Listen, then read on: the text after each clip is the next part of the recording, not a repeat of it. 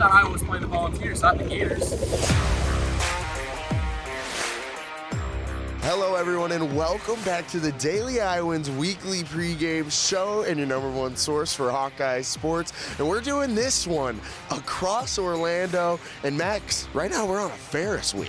Yeah, we're on a Ferris wheel, and it's kind of scary up here, but we're going to have all the coverage that you need before Iowa takes on Tennessee in this year's Citrus Bowl.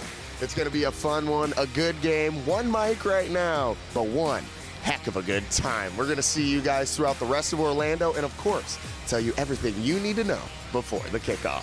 It's been a great bowl week so far. We're just excited to get close to this game on New Year's Day when Iowa takes on Tennessee in the Citrus Bowl. But Max, it's just been a lot of fun leading up to it. How have you been liking Orlando so far? I mean, it's so good down here. I could move down here, but obviously my roots are back in Iowa. And as an Iowa guy, hearing that Luke Lachey is coming back, it's going to mean the world next season. We've all seen how much this Hawkeye squad has missed him this year. It's just a pleasure to hear that he's coming back next year.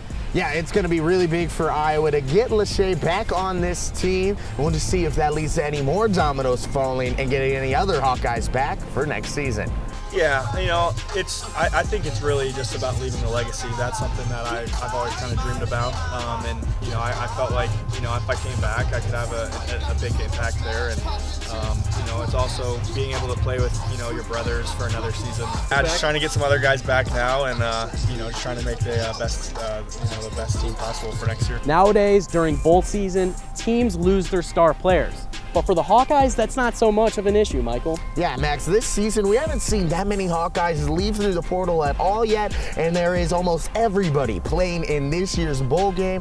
That's because at Iowa, it just means more to play that final game together with all of their brothers in the black and gold.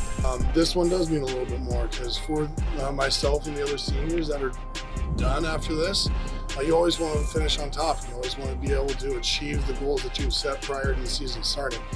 On top of getting an 11-win season, that's only been done 4 other times, roughly, in the history of the Iowa football program. So that's a pretty good group to be a part of as well. So it's just really looking forward to this opportunity.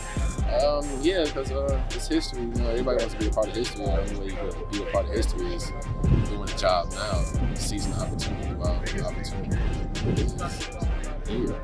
And the opportunity is now. And what we got to do is continue what we've been doing for the last 14 weeks.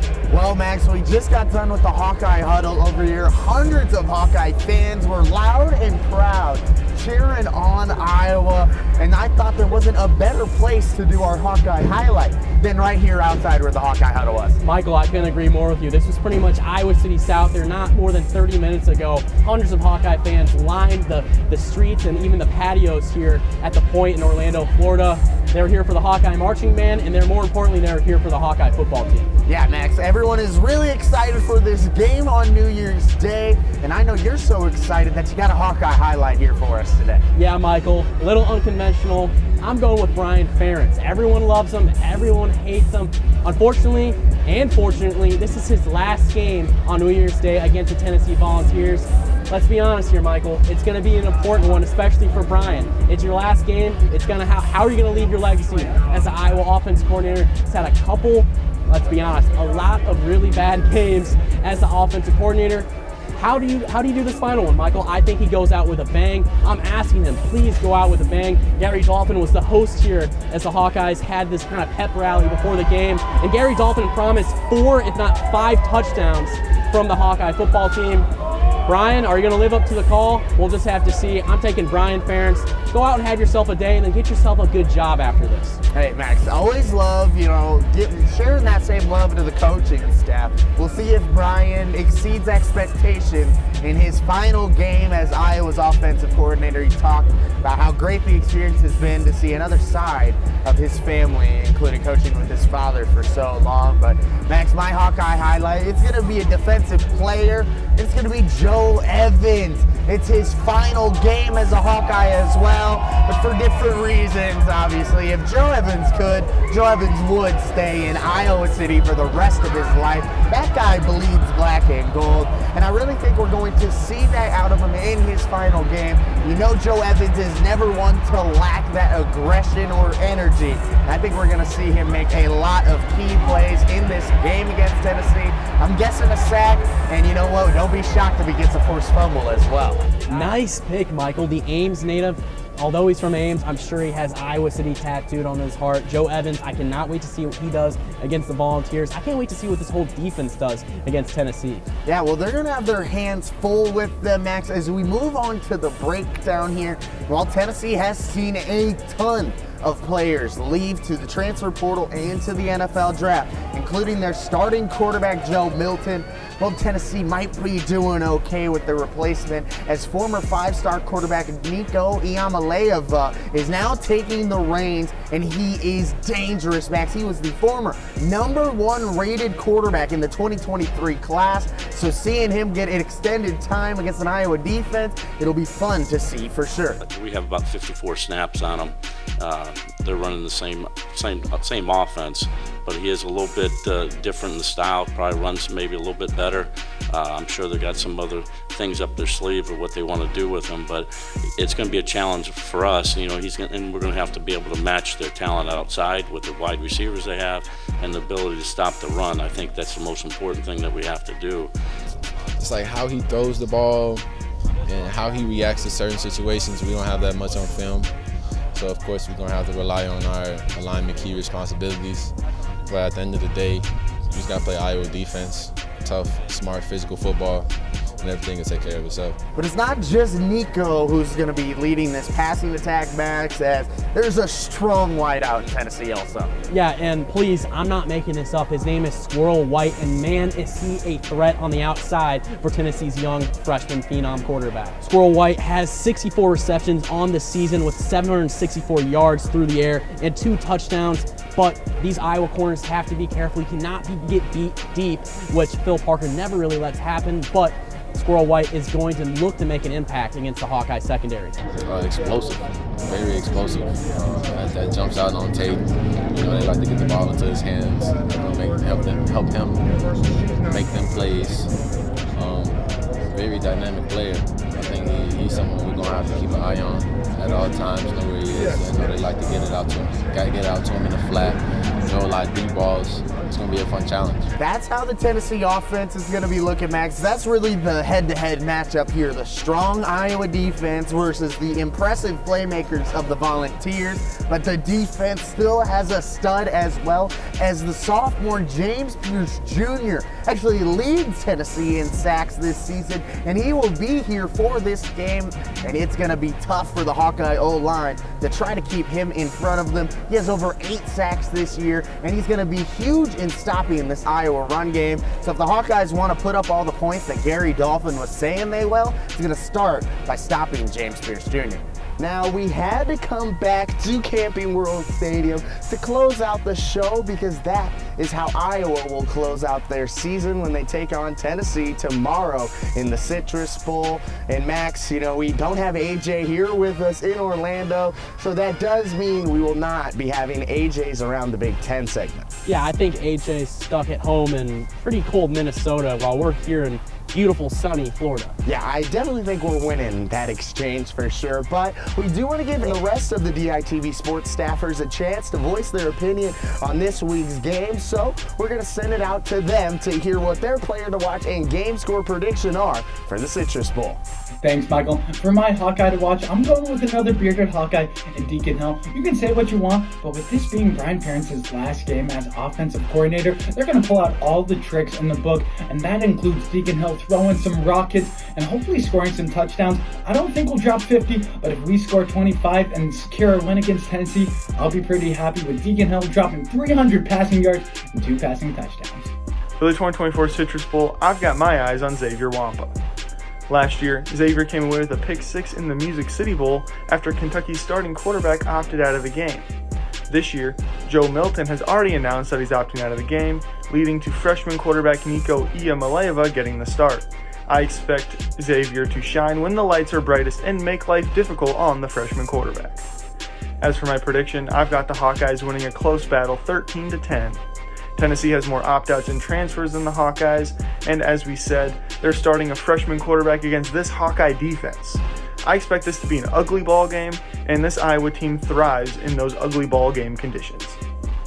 Yeah, my player to watch for the Citrus Bowl is going to be defensive end Joe Evans. He's a sixth-year senior making his final start for the Iowa Hawkeyes. I really want to see how he brings pressure to the Tennessee offense as they turn the five-star Nico Imaliavi at the QB position. He's making his first career start after Joe Milton has opted out of the game in favor of the NFL draft. If I was Nico, I wouldn't want my first start to come against Phil Parker's defense, and I really believe Joe Evans could be a huge factor as why this defense succeeds. And with that, I'm going to pick Iowa to win this game against the Volunteers 17-10. I know that's typically a lot of scoring for Iowa this year, but in years past they've scored more in the bowl games, so I'm going to lean on that trend. I think Tennessee will score, but they won't be able to get completely past this Iowa defense. Michael and Max, I cannot believe you guys are in Florida. I, of course, just got back from Costa Rica, so I'm a little bit jealous that you guys are still amongst all the palm trees. I kind of wish I was still there too, but what I really wish, honestly, more than anything, is a Hawkeye W to kick off my 2024 new year. My score prediction is a 16-14 W for the Hawkeyes. A little bit of a low score, but again, what can you expect from Ferentz and his crew? This starts off with a genius game plan from Phil Parker, the man himself. I think the whole team, especially the defense, will be fired up with Jay Higgins announcing his return. I think they could really put pressure on a freshman quarterback with Joe Milton obviously being out. The offensive aspect, Tennessee has a really good rush defense, so the run game will have to get going. We know Deacon's had a couple of problems holding on to the football. Maybe he can hold on to it better in the Sunshine State. So back to you guys. Of course, my prediction is 16-14. Go Hawks, and we'll see what happens tomorrow. Big thanks to everyone who's probably in the Midwest right now for those predictions. I wouldn't be shocked if the two people here agree with what is being said so far, but Max, it is just me and you here in Orlando, and I think we're playing for what matters the most, the championship belt that is absent from your shoulder right now. Yeah, I don't know if you could see, I just went to reach for it and nothing was there. Ladies and gentlemen, TSA took it from me. It didn't fit my carry-on package. Wow, no, I mean, it is a heavy, expensive, all gold belt, so I can understand that not making it through, you know, the TSA, the customs, but I guess we will have to go on without it. Max, it's everybody's favorite time. It's time for your prediction time. Well, Michael, starting out with my prediction, my player to watch first, I'm going to take none other than Jay Higgins. He announced earlier this week that he was coming back for the 2024 season. I expect him to have a huge game tomorrow on New Year's Day when they take on the Tennessee Volunteers. I think Jay is going to have upwards of 15, 17, 18 tackles against Tennessee. He's a tackler in high volume. He and Nick Jackson are going to have to command that center of the field. I think Iowa's defense has a great day, which then leads me into my score prediction. I think the Hawkeyes have success here down here in Orlando. Kirk Ferentz ends his season with an 11th win. I'm taking the Hawkeyes winning 17-10 here in Orlando at the Citrus Bowl, Michael. No, that's a great pick there, Max.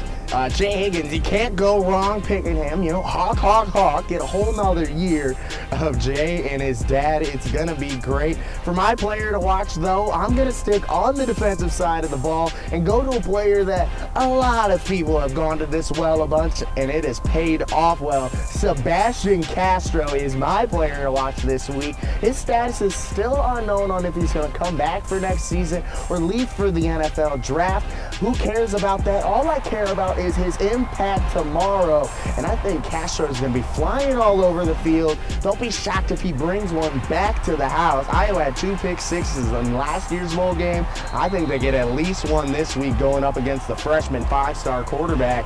It's going to be an interesting one. Because of that, I also got Iowa winning. They didn't win the Citrus Bowl back in 2021. I think they get it here this year, and Iowa will take home the Citrus Bowl trophy. Final score of 24. Yes, 24 whole points. I did say there'd be a pick six, though, to 10. Iowa's defense is going to continue to be too much, and the Hawkeyes end their season with just being the 4th ever team in Iowa history to win 11 games. Yeah, Michael, I really like your Sebastian Castro pick. He hasn't announced it yet.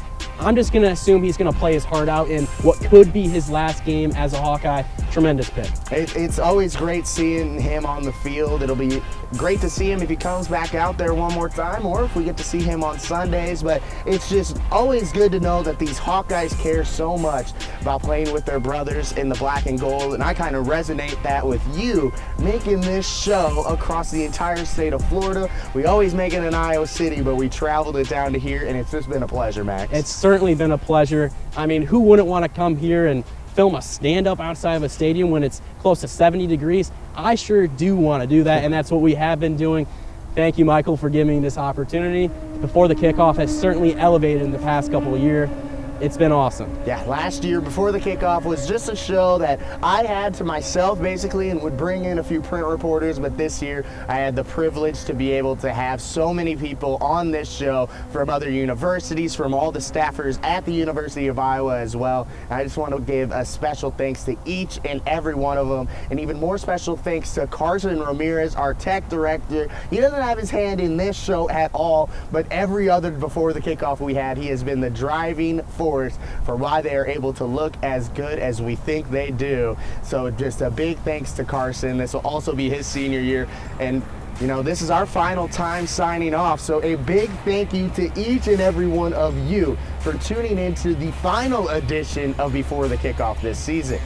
For everything you need to know about Hawkeye football and Hawkeye sports, be sure to head over to the Daily Iowa website to keep in track and keep in check with everything that happens at the Citrus Bowl. From Orlando, Florida, almost stumbled already, but from Orlando, Florida, outside Camping World Stadium, I'm Michael Merrick. And I'm Max Von Dries. And have a wonderful weekend of football, everyone.